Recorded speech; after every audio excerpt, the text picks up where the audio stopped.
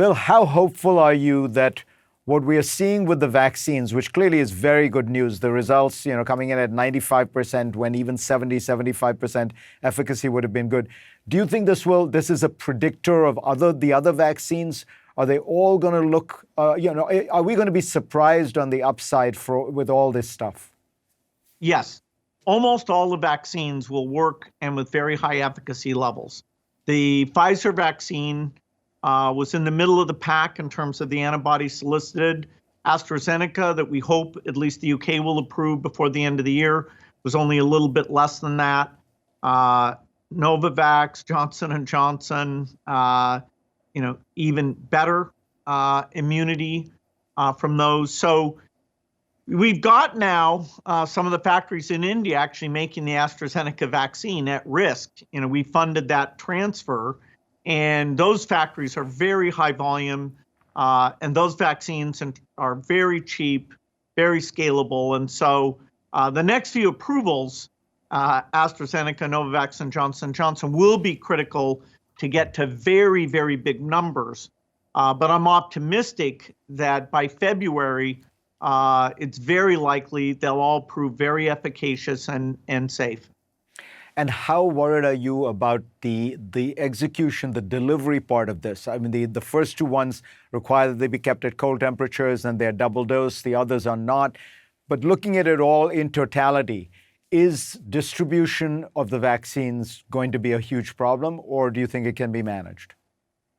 Yeah, so once you get the supply ramped up enough, then you have both the logistics and the willingness to take the vaccine. And I'm hopeful, even though the logistic piece is a bit confused in the US right now, there should be a website where you're already indicating your status and the criteria for ranking people. You get told what your priority code is based on your profession and age. People should be seeing that. You want to make sure that you don't waste any of this vaccine. But in a slightly imperfect way, I do think the logistics will get solved. I think that there'll be enough people who jump in early on that people see even more evidence of the safety, and that over time we will get to that 70% plus level that we need in order to stop the spread of the disease.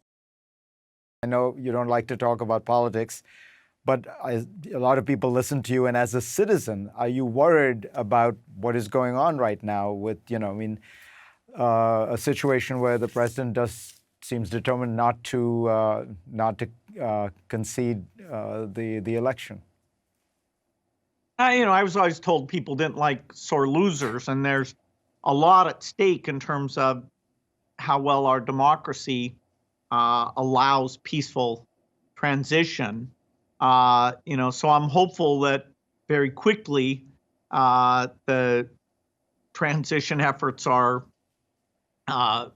put fully activated. I'm not following the minutia, but it's disappointing that uncertainties being created where there should be none.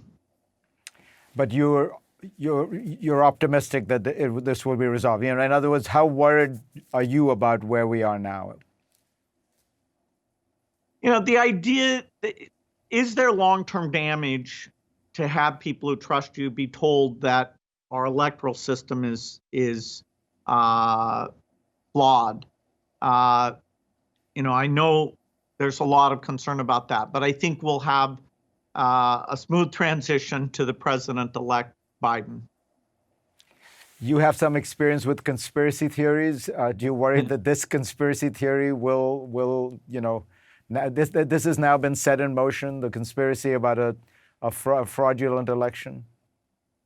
Well, I think the U.S. should be proud of the example that typically we set and tell other countries, to have free and fair elections, and that the loser needs to concede and not, try and change the rules or get around the rules in some way. So the U.S. is a shining light to other countries. Sometimes we don't live up to that, but most of the time we do.